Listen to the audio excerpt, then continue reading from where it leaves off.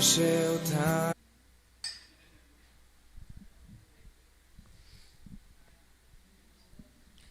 Shabbat Shalom. Aqui nós somos a congregação Moreshet Yeshua, em Salvador, Bahia, localizada aqui no bairro de Campinas de Brotas. Você, se quiser, pode nos conhecer melhor através do site moreshetyeshua.org.br. Aqui também, para quem nos acompanha pela internet, você já pode ver nesse canal mesmo do YouTube alguns vídeos que você vai poder conhecer melhor a congregação Moreshet Yeshua. Quero aproveitar aqui, não sei se tem alguém nos acompanhando, o pessoal da congregação Hesed, lá de Aracaju. Não temos mais a sinagoga lá, né, a reunião, mas os irmãos continuam firmes. Inclusive, essa noite eles tiveram uma reunião de Shabbat. Recebi o feedback da Carla e da Mauricéia, do Marcon, a reunião de Shabbat aí de vocês. Mais de 40 pessoas celebrando um Kabbalat Shabbat, isso é fantástico. E isso demonstra que, independentemente de haver ou não a Beit, lá a casa de oração, a semente que foi plantada há muitos anos atrás continua dando frutos. Não faz muita diferença se a reunião ocorre em uma sinagoga ou se ocorre numa residência. Não há diferença. Quando nós lembramos que os primeiros discípulos de Yeshua se reuniam principalmente nas casas, nós vemos que não são as paredes que vai fazer diferença, são as pessoas. Adonai disse que ele habitaria no meio do povo de Israel e não no Mishkan ou no tabernáculo em si. Quando houvesse pessoas no Mishkan, ele estaria ali. Mas o Mishkan sozinho, ele não ia atrair a presença de Adonai. Então, isso é importante. Que continue assim, os irmãos lá em Aracaju, produzindo bons frutos para o reino de Adonai. Hoje nós estamos estudando a Parashá Behalotecha, que se encontra a partir do capítulo 8 do livro de Números. Aí na tela estão para vocês as referências, profeta Zacarias, o Evangelho de Lucas. Hoje são 19 de Sivan, do calendário judaico. É o terceiro mês do calendário conforme a contagem bíblica. Behalotecha, quando acenderes, é uma referência ao acendimento da menorá que era feito pelo sacerdote. Vamos fazer uma breve petição ao Eterno, pedindo sabedoria. Adonai, ajuda-nos no estudo dessa porção. Nós sabemos que existem coisas na tua instrução que o homem ainda não conseguiu, nós não conseguimos alcançar. E por isso pedimos a tua direção cada vez que abrimos as Escrituras para ler, para buscar o entendimento, porque sem a tua direção, sem a tua luz, não dá para ir muito longe, porque nossa percepção é limitada. Ajuda-nos a compreender aquilo que está entre as linhas, o que há de vida por trás de cada instrução. Seja conosco, nos guia, em nome de Yeshua, que eu seja o teu profeta nessa hora, que eu possa, através da tua instrução, trazer algo novo para cada um que aqui veio, para que possamos sair melhor do que o que chegamos. Esse é o nosso desejo, a nossa petição, em nome de Yeshua.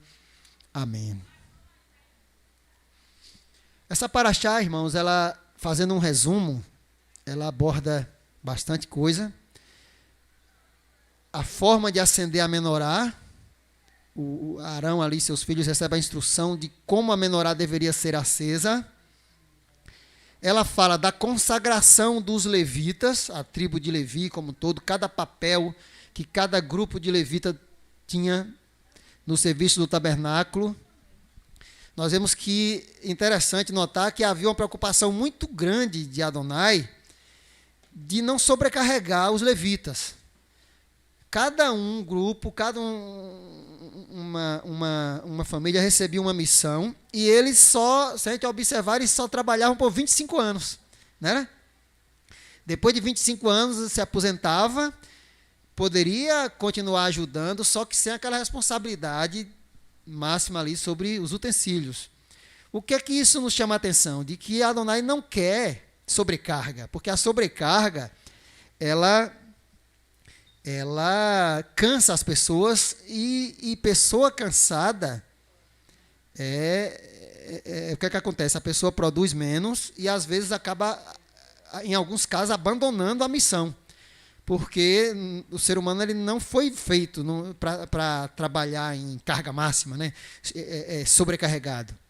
Porque isso gera cansaço. O cansaço traz desânimo, erros. Muito bem, Loures. Cansaço traz erros, desânimo e a pessoa acaba desistindo. E Adonai não queria isso. Então ele colocou bem definidos os papéis durante um determinado tempo.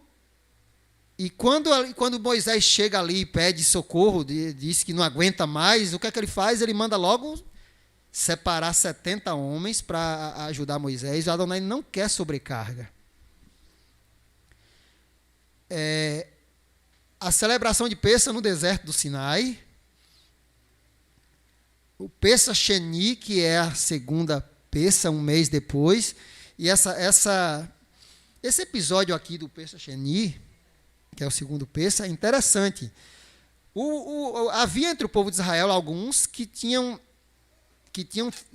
ficado contaminados porque tinha morrido alguém, e eles tiveram contato com aquele morto, ficaram impuros e não puderam celebrar Pêssah. Mas eles queriam.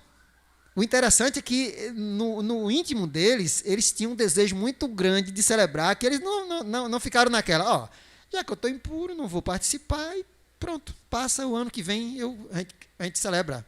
Eles não se conformaram com isso, eles queriam participar e questionaram Moisés. Aí Moisés foi ao Eterno, buscou a resposta, o Eterno aí deu, não só para eles, mas para todas as gerações. Quem tivesse contaminado durante a Pêssah e não pudesse celebrar, ou tivesse distante, Adonai dá uma segunda chance.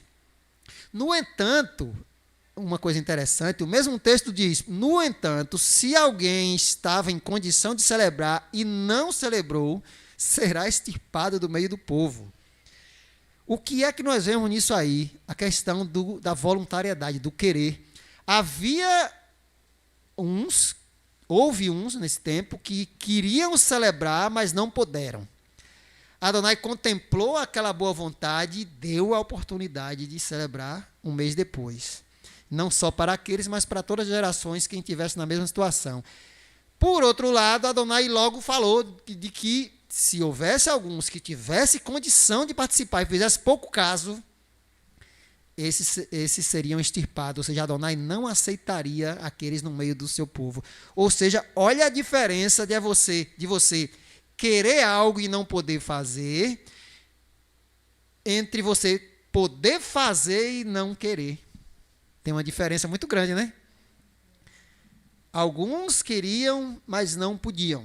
Adonai contemplou a vontade e deu a possibilidade, deu a condição de celebrar de novo. E aqueles que podiam e não quiseram, não fizeram pouco caso, a Adonai rejeita, vocês nem vou dar a oportunidade de vocês participarem mais. Fica de fora. Extirpa, tira do meio. Olha a diferença, gente. Isso é importante para nós. Ele fechou a possível brecha que estava na lei. Ele fechou a brecha, tirou a brecha. Você não quis participar, não fez pouco caso, então, olha, não celebre mais, não quero você aqui. Isso é interessante, isso serve para cada um de nós a repensar, às vezes, as nossas posturas. A vontade é o que alguns rabinos da antiguidade falavam, o que Adonai quer do ser humano é a vontade, é a sua vontade.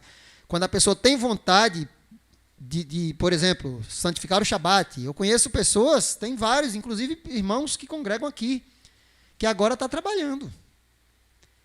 Mas o coração está no Shabat. Está trabalhando por força de uma obrigação, que tem que ir trabalhar, porque não tem outro trabalho, não conseguiu, e tem que ir. Mas no coração ela queria estar aqui, ela queria estar guardando o Shabat.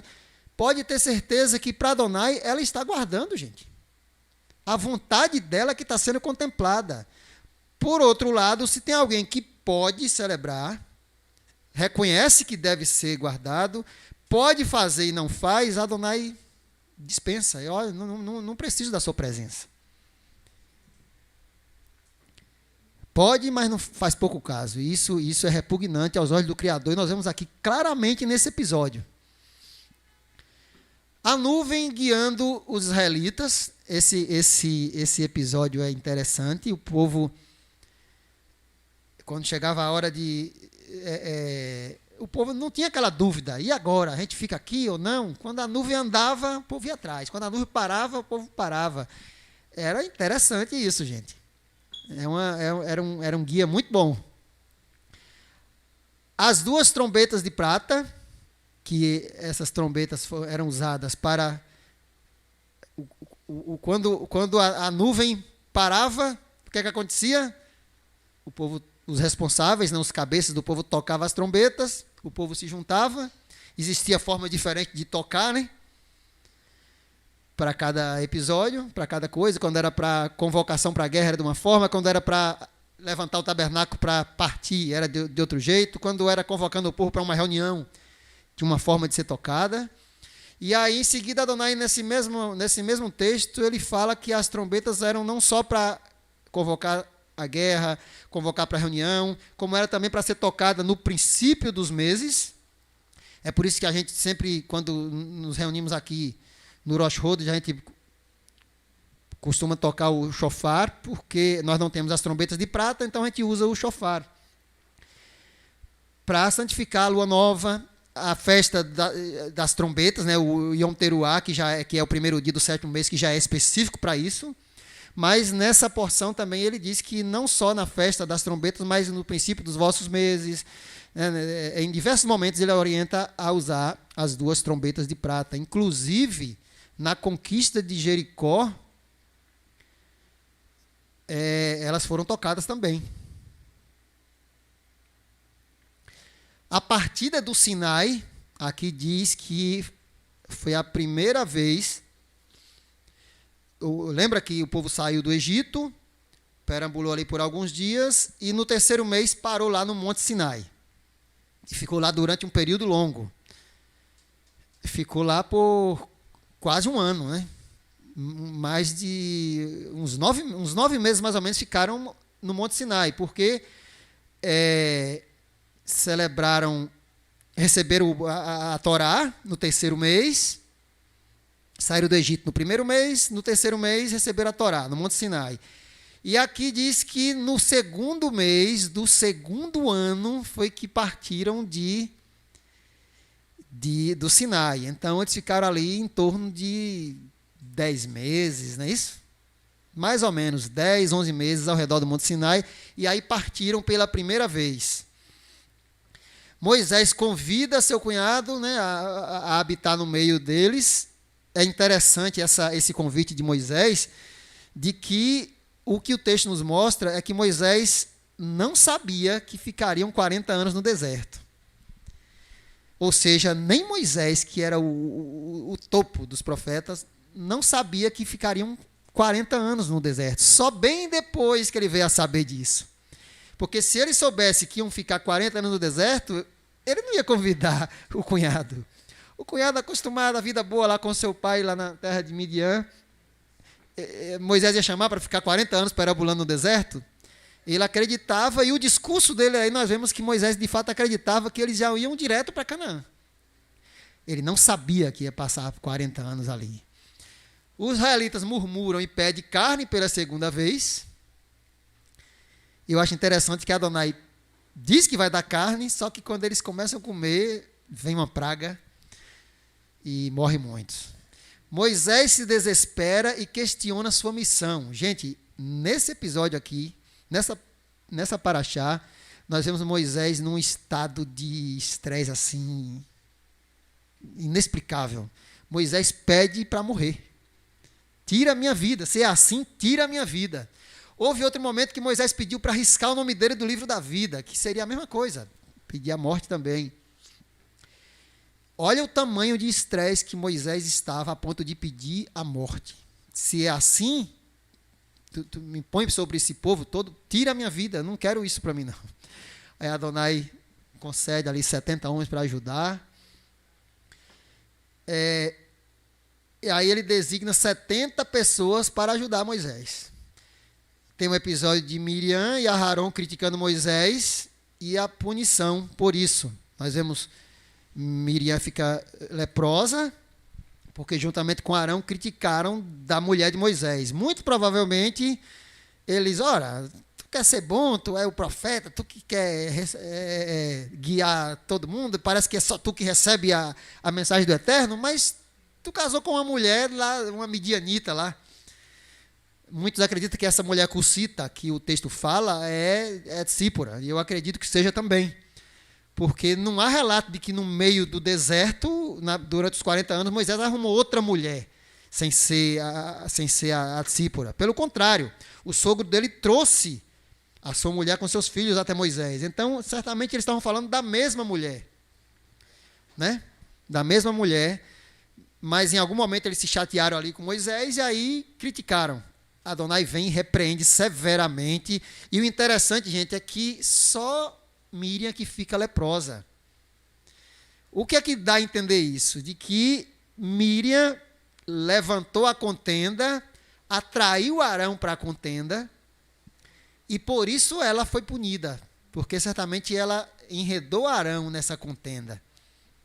Arão não foi o criador, não foi quem começou, ele foi enredado ali por ela, atraído por ela, e quando, na hora da punição, quem pede perdão?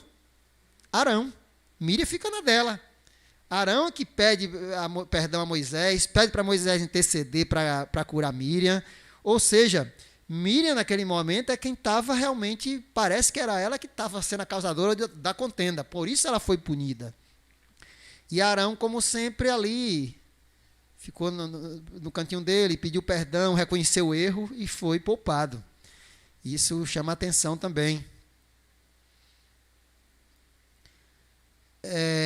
Em Números, capítulo 8, que é o começo da Paraxá, vou ver se eu consigo ler, nós já lemos aqui, mas eu queria ler de novo, rapidamente.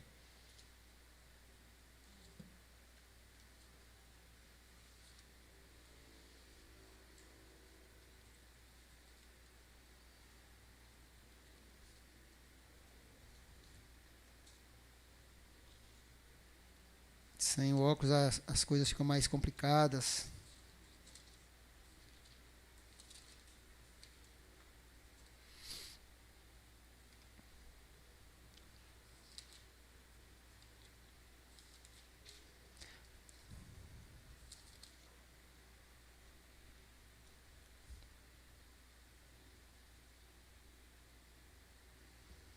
Tá meio difícil de ler, viu? Mas isso já foi lido aqui. O sacerdote era o responsável por acender a luz, né, a nertamide, a luz contínua. Isso aqui, gente, em todas as sinagogas existe essa lâmpada chamada de nertamide, que sempre que tem alguém no lugar, ela deve estar acesa, o correto, né? Quando tem pessoas ali, a congregação está funcionando, essa luz deve estar acesa, é chamada de nertamide, né, ou lâmpada contínua. Ela é uma herança, é um símbolo da menorá. Vocês sabiam que no culto católico, por exemplo, quando é chamado de o Santíssimo, vocês chegam, quando tem quando você chega em um culto católico e tem lá o que eles chamam de altar, quando tem a Eucaristia, chamada de hóstia, quando ela está presente ali, aquela luz está sempre acesa. Ela simboliza, né, na cultura católica, ela simboliza a presença da Eucaristia ali, que eles dizem que o corpo de Yeshua está ali em carne, né, e sangue. Isso é outra questão, não vou abordar. Mas aquela luz ali, ela é uma herança da luz do Mishkan, o Nertamide.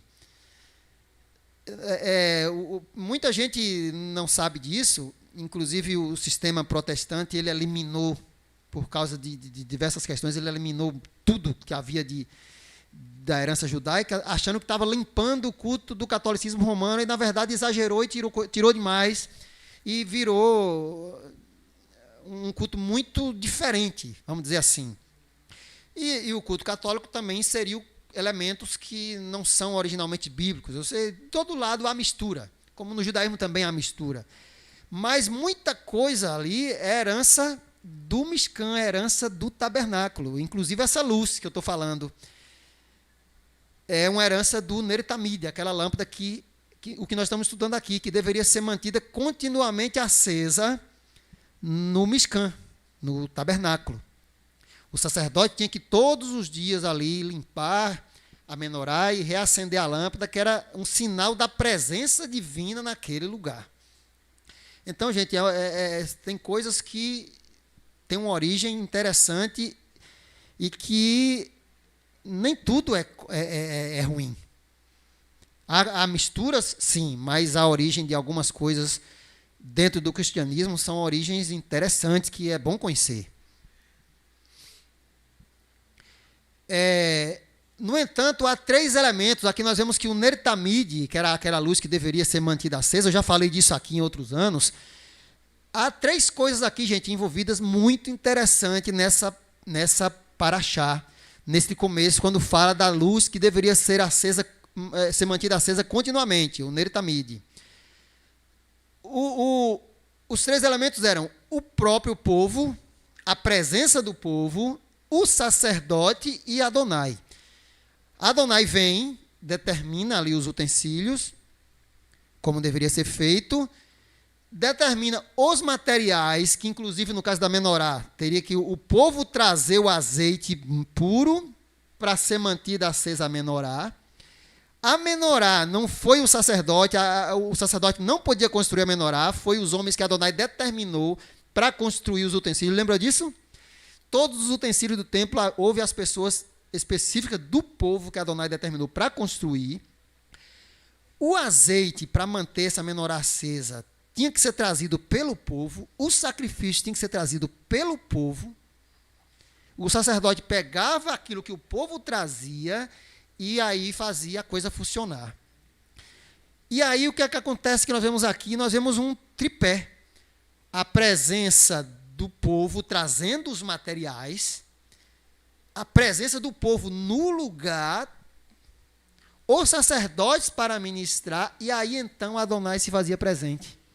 Olha que coisa interessante, gente. Não era os sacerdotes, eles não construíam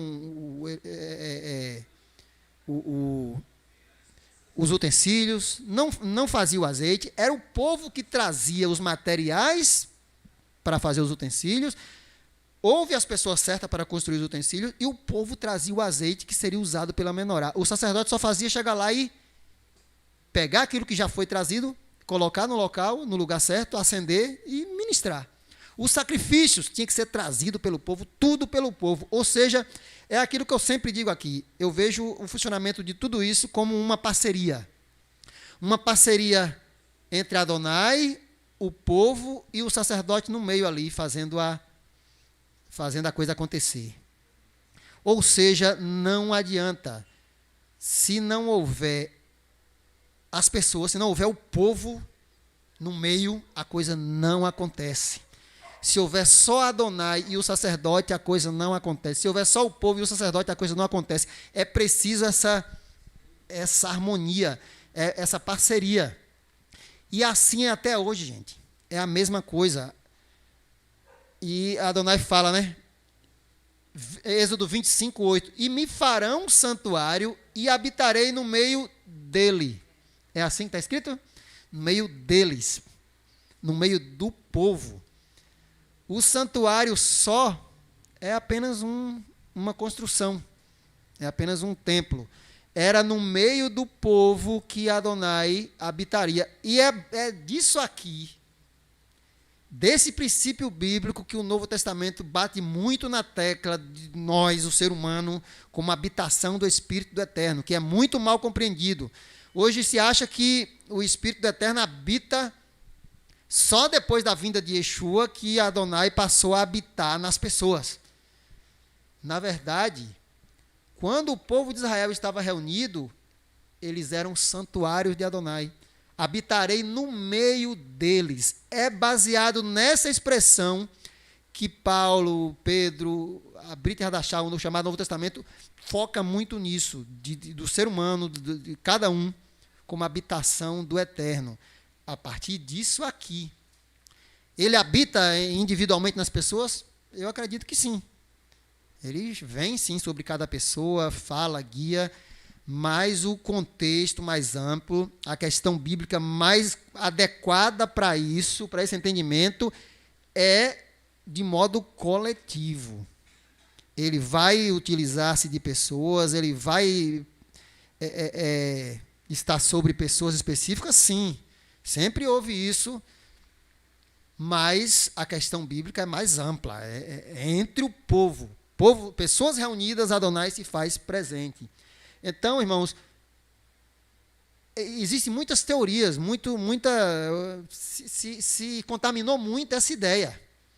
Mas Adonai habita no meio do povo. Onde há pessoas reunidas, ele ali se faz presente, em nome dele. Pois não, Chico? Ele fala até numa oração que ele fala, se houver dois, Chico está aqui lembrando que Yeshua, lembra que Yeshua diz que onde houver dois ou mais, ele estaria presente, ou seja, dois ou mais.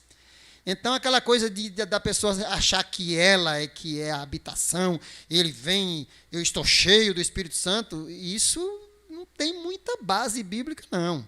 Lógico que ele faz isso, se precisar, ele faz. Ele fazia isso com os profetas, Adonai é pleno para fazer o que ele acha, deve fazer, é necessário fazer. Mas a ideia bíblica é essa aqui. E Chico lembrou um texto muito interessante, esse que Yeshua diz que onde houver dois ou três reunidos em nome dele, ele ali está presente. Fantástico, Chico, muito bem lembrado isso. Reforça essa ideia, é a reunião das pessoas que atrai a presença divina. Tu, pois, ordenarás aos filhos de Israel que te tragam azeite puro de oliveira batido para o candelabro, para fazer acender a lâmpada, arder as lâmpadas continuamente. Arão e seus filhos a porão em ordem, desde a manhã até a tarde, perante o Senhor. Veja que o povo é que tinha que trazer. O lugar de reunião só funciona com a presença do povo. E aqui confirma com isso que eu coloquei de Êxodo 25, 8. A menorá, Bemidbar, Números 8, 4, esclarece isso para nós, quem quiser pode ir acompanhando. A menorá era o instrumento final para a luz funcionar e era feita de uma peça única. A doação e presença do povo, a ação do sacerdote e a presença divina, como eu já acabei de dizer, estavam interligadas. Elas funcionavam uma em dependência da outra.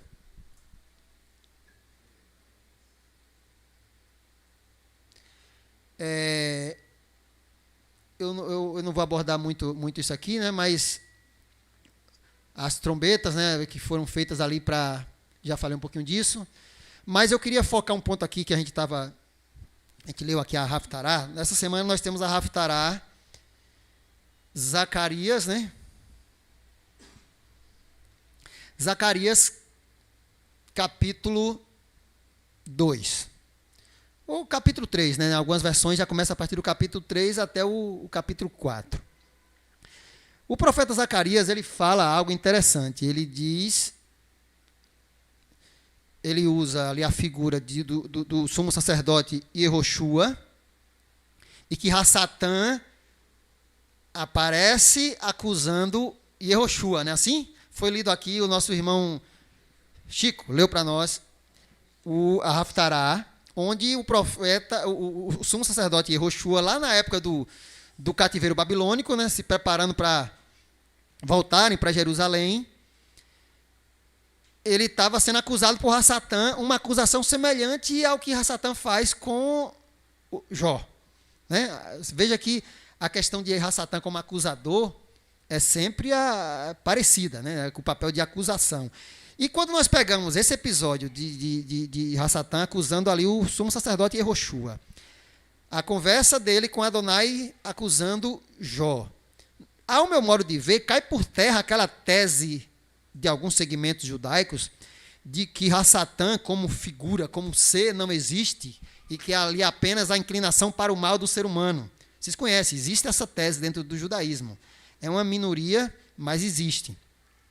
Só que essa minoria, às vezes, faz um barulho e muita gente acredita nisso, de que Ra-Satã não existe a figura do anjo, do ser Ra-Satã. É apenas a Yetzer Hará, a inclinação para o mal. Gente, quando nós vemos o episódio aqui de Zacarias,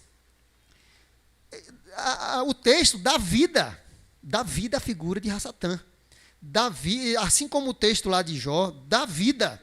Há um diálogo, há uma conversa. Você acha que Adonai ia ficar conversando com a Yetzer Hará do homem? A Yetzer Hará de Jó chegou perante Adonai e ficou conversando com Adonai. É umas ideias mesmo. É a pessoa querer pegar a tese menos viável e querer colocar como sendo a realidade. Não vejo muita base para isso. Aqui nós vemos Ra-Satã acusando Yehoshua, da mesma forma que acusou Jó, e o nome já diz, Ra-Satã, é acusador. E aí, irmãos, nós vemos no andar da carruagem a figura do Zorobabel. No mesmo texto, onde aparece Yehoshua, Josué, o sumo sacerdote daquela época, aparece Zorobabel, Zorobabel, como alguém que naquele momento era o líder do povo de Israel na questão do real, vamos dizer assim. Eu não tenho certeza se Zorobabel era um descendente de Davi, mas tudo leva a crer que sim. Só que quando chega mais adiante, aparece no texto uma coisa enigmática ali, que é a questão da visão do candelabro, né, a menorá, com duas oliveiras de cada lado. E que essa figura aparece também no Apocalipse, né, assim? Inclusive, aparece duas pessoas também ali no Apocalipse, como João fazendo referência com essas duas oliveiras. Existem várias teses. Um diz que representa Moisés, outro diz que representa Elias. Eu tenho uma tese um pouco diferente em relação a isso, e quando a gente lê essa Haftará, eu acho que a minha tese ela se torna bem interessante. Ali diz que Zacarias, o profeta ali questiona o que significa aquelas duas oliveiras do lado do castiçal, né, da menorá. Aí ele fala dos olhos de Adonai sobre toda a terra e fala sobre Zorobabel, que Zorobabel será uma torre forte ali para reconstruir a segunda casa. E diz que é uma referência aos dois filhos do óleo. Oliveira, por que dois filhos do óleo? Porque oliveira é a matéria-prima do azeite, não é assim? Então, as duas oliveiras ali do lado da menorá, ela está mostrando o que é a fonte do azeite que faz a menorá se manter acesa. E interessante é que exatamente no texto que está falando do sumo sacerdote, que carregava o quê? A herança de Arão, e de Zorobabel, que carrega ali a herança real, ou seja, o trono de Davi, é exatamente no relato que aparece a figura dessas duas oliveiras ali, dos dois filhos do óleo, e que, a meu ver, dá a resposta para o que Apocalipse está querendo dizer quando aparecem aquelas duas figuras ali, que, ao meu ver, não é Elias e não é Moisés. Quem é nas Escrituras que foram ungidos a mando de Adonai? Vocês conseguem se lembrar aí de duas pessoas que foram ungidas com óleo a mando de Adonai? E essas pessoas não perderam a sua unção? Houve outros, mas perderam. Mas que não perderam a unção? Davi e Arão. Arão foi o primeiro sumo sacerdote ungido com óleo a mando de Adonai, e nada revogou essa unção. Depois vem o quê? O rei. Primeiro a mando de Adonai foi Saul. Só que Saul, o próprio Adonai disse que ele rasgou a unção de Saul. Saul perdeu, é tanto que não houve mais descendente de Saul como rei. Né? Assim, até tentaram, mas não deu certo. Quem foi depois que foi amante de Adonai foi ungido com óleo, recebeu óleo sobre a sua cabeça? Davi. E essa unção não foi tirada. Ou seja, a meu ver, esses dois filhos do óleo são Arão e Davi, ou seja, os seus descendentes, a linhagem de Arão, a linhagem de Davi. Quando chega ali nesse episódio da Haftará de hoje, aparece exatamente o que? A representação dessas duas linhagens. E Yehoshua, né, o Josué, ali como sumo sacerdote, sendo, depois do cativeiro babilônico, depois de Israel ter sido contaminado de diversas formas, tanto que foi ao cativeiro, aparece ali Adonai dizendo que agora está purificando a família de Arão, limpando a impureza de Yehoshua, que é o descendente daquele que recebeu a unção com óleo, ou seja, portanto, ele carrega a unção. E, ao mesmo tempo, aparece quem? Zorobabel. Adonai dizendo ali que quem é tu, Hassatã, diante de Zorobabel? Zorobabel é uma torre forte que vai reconstruir a casa de Adonai, ou seja, dando de novo autoridade ali à linhagem de Davi através de Zorobabel. E aí vem em seguida, mostra a visão das duas oliveiras do lado da menorá e fala claramente que era uma alusão a Zorobabel e, de modo indireto, acredita a Yehoshua, porque Yehoshua está ali o tempo todo na cena.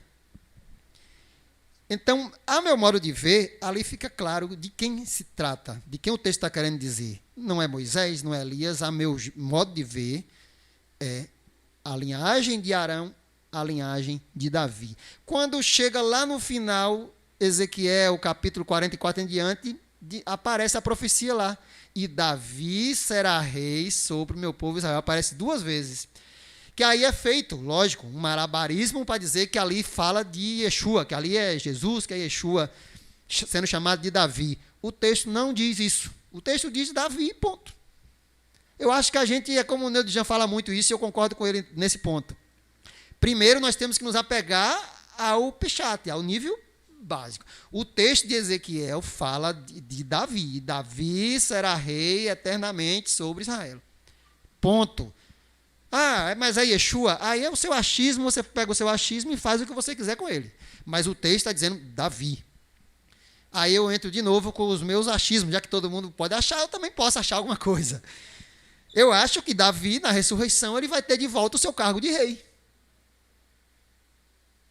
Adonai deu a Davi essa missão de ser rei sobre Israel e em lugar nenhum diz que retirou. Eu creio que quando Davi ressuscitar, ele vai ter de volta o seu cargo de rei sobre Israel. E Yeshua vai ser rei sobre Davi e sobre todos os reis da terra. Rei dos reis, senhor dos senhores. Não é isso que as escrituras falam de Yeshua? Rei de Israel, mas rei de todas as nações. Ou seja, Yeshua é um rei muito mais elevado. Yeshua é rei dos reis.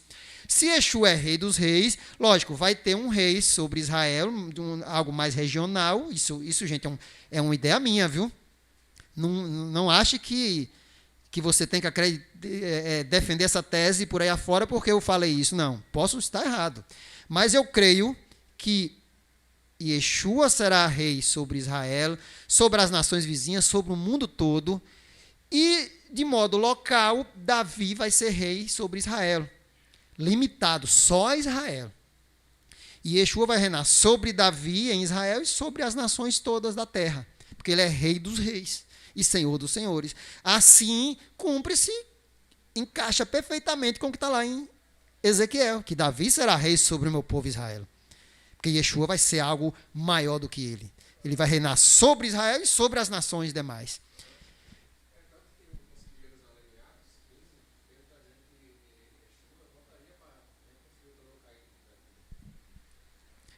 O Elton está dizendo aqui que Atos, né, quando fala lá de Yeshua, que voltará para reconstruir o tabernáculo caído de Davi. Ou seja, o nome de Davi está sempre em cena, porque Adonai não quebrou o pacto que ele fez com Davi. Ou seja, o filho do óleo, que Zacarias fala, que Apocalipse fala, os dois filhos do óleo, muito provavelmente está dizendo dessas duas linhagens de pessoas que foram as únicas ungidas com óleo a mando de Adonai. E que em lugar nenhum é dito que eles perderam essa unção. É a casa de Arão e a casa de Davi, os filhos do óleo. Ou seja, o contexto que está escrito aqui, a Haftará de hoje, de Zacarias capítulo 2 em diante, fica muito claro o contexto ali do sistema sacerdotal em harmonia com o sistema real da casa de Israel. O sacerdote e o rei vivendo ali em harmonia. Porque Israel, para funcionar de fato, a gente vê isso desde o princípio, Israel, para funcionar em plenitude, era preciso que a família sacerdotal, os levitas ali, exercesse o seu papel do modo devido, ao mesmo tempo que a família real, o governo, também teria que exercer o seu papel de modo pleno. Na harmonia desses dois sistemas, Israel aí alcançava o quê? A plenitude. Aconteceu isso na época de Davi, aconteceu isso na época de Salomão, e todas as vezes que Israel se degenerava nesses dois âmbitos aí, o que é que acontecia? Israel enfraquecia e aí vinha o sofrimento que a gente conhece. Então, irmãos, fica muito claro, ao meu modo de ver, essa é a resposta para o que, quando o Apocalipse fala daquelas duas figuras, é de volta algo apontando para o reino de Israel e o serviço sacerdotal de Israel. É algo muito profundo, é algo que dá para eu explicar aqui em detalhes? De jeito nenhum, porque eu também não sei, não entendo. É algo muito complexo. Mas eu acredito que aponta nessa direção. Não é uma referência, ao meu ver, a Elias, nem é uma referência a Moisés, mas a unção que Adonai deu à casa de Arão e à casa de Davi.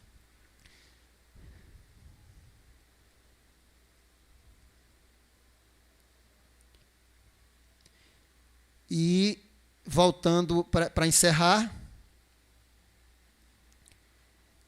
como foi lido aqui, essa paraxá, Yeshua fala, além do que foi lido aqui,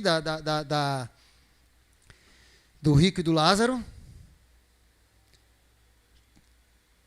Yeshua fala de algo interessante, quando aqui em 16, 9 até o 12, quando ele diz que para ser fiel nas nas riquezas injustas, para que seja colocada sobre as suas.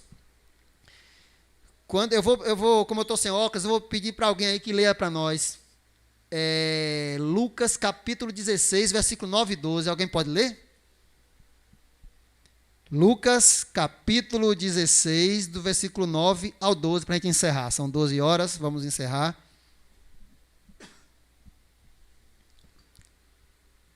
Elton, levante, faça favor, chega até aqui e leia para ficar mais bonito.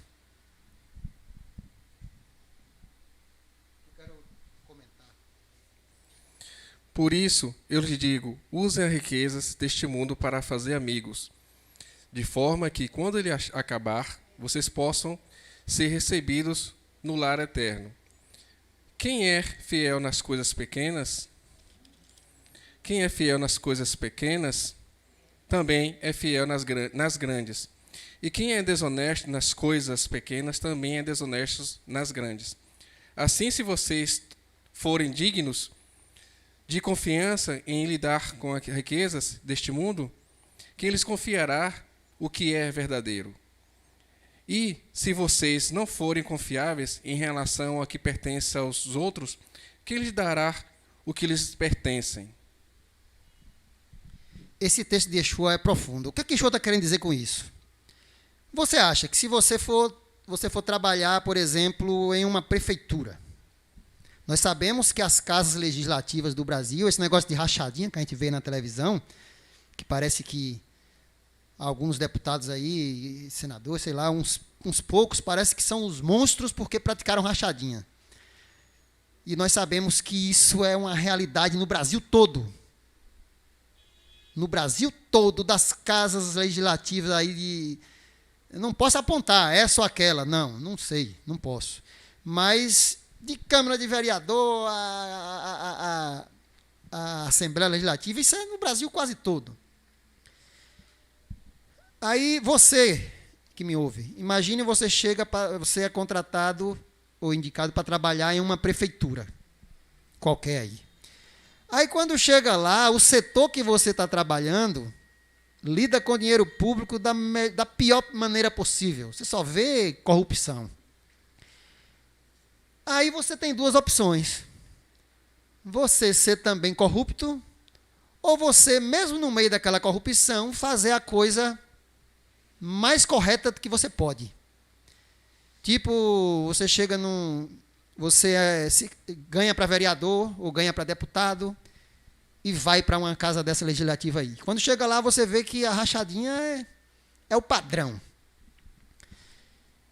Você tem a possibilidade de exercer também a tal rachadinha ou não. Ah, mas eu estou administrando dinheiro público, então eu posso fazer de qualquer jeito. E aí Yeshua vem e deixa bem claro isso. Ora, você acha que se você administra um dinheiro que é público, bens que é público, você administra mal, se envolve na corrupção também, você acha que alguém vai confiar algo que é particular? Vamos supor que Elton é um empresário e eu estou buscando um emprego na empresa dele. Mas aí ele busca a minha ficha e descobre que eu fui funcionário de uma Câmara de Vereador, eu fui vereador, fui deputado em algum lugar, sei lá, funcionário de alguma casa envolvida com política, e lá eu administrava coisa tão suja quanto os outros. Elton vai me confiar em administrar o recurso da empresa dele? Claro que não. Se eu não fui fiel nas coisas alheias, ou seja, aquilo que é público, pertence a todos, o que garante a ele que eu vou ser fiel na questão privada lá dele? E Yeshua diz exatamente isso. Ora, se você não consegue ser fiel nas coisas alheias, ou seja, nas coisas públicas, quem vai lhe confiar as coisas particulares, as coisas privadas, as coisas verdadeiras? Ninguém. É isso que Yeshua está falando. Se você não consegue ser fiel nas coisas menores, ou seja, o cara recebe um salário ali, aí o fulaninho lá assina que recebeu X, mas recebeu de fato tanto, e coisas públicas, coisas que não tem um dono específico, é de todos, aí você vai ali fazendo de qualquer jeito, se aproveitando também, entrando no meio da manada. Você vai agir de modo honesto com o particular de alguém? Quem vai confiar? E Yeshua está dizendo que não, ninguém confia. E Yeshua está certo. É possível, sim, você ser um vereador, ser um deputado, chegar numa assembleia dessas aí, está todo mundo praticando rachadinha e você não praticar. Vai nadar contra a corrente? Vai. Vai ser o esquisitão? Vai. Vai ser o idiota, considerado idiota? Vai. Mas vai estar fazendo a coisa certa. É possível você chegar em um ambiente qualquer aí para trabalhar e a corrupção imperar de todo jeito?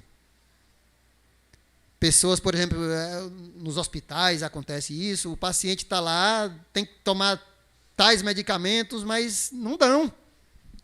Não dão. Porque o hospital precisa lucrar. Empresa tal que administra precisa lucrar, e por aí, e assim é no geral, em tudo. Você que está ali, você tem necessidade de se envolver nessas podridões? Não. A coisa é pública, a coisa é alheia? É, mas você pode ser fiel nas coisas alheias e sobre as coisas reais, as coisas verdadeiras, as coisas que têm dono de fato. É isso que Yeshua está dizendo. Ó, as coisas que tem, aquele que é fiel no que é alheio, no que não tem um dono específico, ele vai ser fiel também nas coisas privadas, nas coisas que têm dono. O que é que ele está fazendo referência aqui? Às coisas que pertencem a Adonai. Se Adonai viu você sendo fiel nas coisas que não tinham dono de fato, eram públicas, eram alheias, ele vai ver que você merece, você é fiel, você era fiel naquilo que não tinha um dono. Imagine nas coisas que têm dono, você vai ser mais fiel ainda. E será colocado sobre elas. É isso que Yeshua está dizendo, gente. Isso é fantástico. Então, riquezas injustas, ou seja, aquilo que foi feita com até tem um valor X lá em tal ambiente público, chegou para eu, como funcionário, administrar, mas a origem daquele dinheiro é injusta. E você foi colocado para administrar. Procure fazer da forma mais justa possível que você consegue fazer. É isso que Yeshua está dizendo. Quando você age da forma correta com as coisas, o que é que acontece? Você é colocado sobre as coisas que tem dono de verdade. Você é honrado. Adonai vai honrar. Adonai vai enxergar e vai honrar. Então, irmãos, quem não é... Tem até um ditado. Quem é fiel no pouco, é infiel no muito. Existe até esse ditado baseado nisso que Yeshua fala. E é isso mesmo. Yeshua está dizendo claramente isso. O texto fica meio complicado, porque ele fala meio que em forma de parábola ali, mas ele está dizendo isso. Quem vai confiar se você não é fiel nem nas coisas públicas, nas coisas que não tem um dono?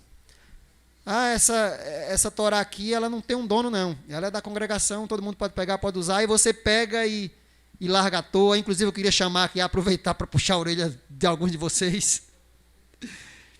Nós temos aqui nossos talitote ali, né, os talite.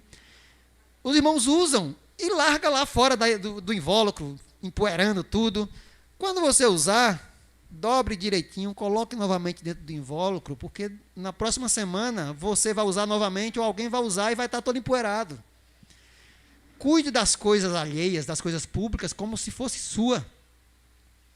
E Yeshua está dizendo isso, olha, seja com as coisas alheias, com as coisas públicas, com as coisas que não têm um dono específico, da mesma forma que você é com aquilo que tem um dono.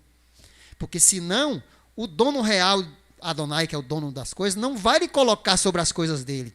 Se você não tem zelo para administrar as coisas que foram lhe dadas para administrar, Adonai não vai dar as coisas dele para você cuidar. O mundo vindouro é um lugar que só vai haver espaço para quem é honesto e para quem procura ser correto. Eu não estou querendo dizer, com isso, gente, dizer que eu sou tudo isso, não, viu? Eu estou dizendo que a realidade. Eu que me enquadre também, porque senão a Adonai chega lá e me corta também. Isso cabe para todos nós. O mundo vindouro é um lugar, pelas Escrituras a gente vê, que só vai ter espaço para quem é honesto, para quem se preocupa com as coisas como se fossem suas. É você chegar e, olha, isso aqui não é meu, mas eu uso também. Eu vou cuidar como se fosse meu. O mundo vindouro só vai ter espaço para quem tem essa mentalidade. As pessoas que pensam naquele ditado terrível, farinha pouca, meu pirão primeiro. Não, quem pensa assim não terá lugar no mundo vindouro. Você que me ouve que acha que farinha pouco, seu pirão primeiro, eu sinto muito lhe dizer, mas se você continuar com essa mentalidade, você não vai entrar no mundo vindouro, na vida eterna. Não há lugar para você, a não ser que você se corrija. Mude sua postura, mude sua forma de pensar, para que você então entre. Porque quem tem essa mentalidade não terá lugar no mundo vindouro. O mundo vindouro é lugar onde você tem que olhar para as coisas alheias como sendo suas. Cuidar do mesmo jeito que você cuida com que as coisas dos outros, com o mesmo cuidado que você cuida das suas. E aí se cumpre aquilo que Yeshua fala, não querer para o outro o que você não quer para si próprio. Essa é a tônica do Olam Rabá, essa é a tônica do mundo vindouro. Só haverá paz, harmonia, havendo esse pensamento, e só entrará no mundo vindouro quem tiver esse nível de pensamento. E que assim seja, que Adonai nos corrija, que a gente consiga se enquadrar para alcançarmos um lugar no Olam Rabá, no mundo vindouro. Fiquem de pé, vamos encerrar o nosso serviço. Tem algum recado?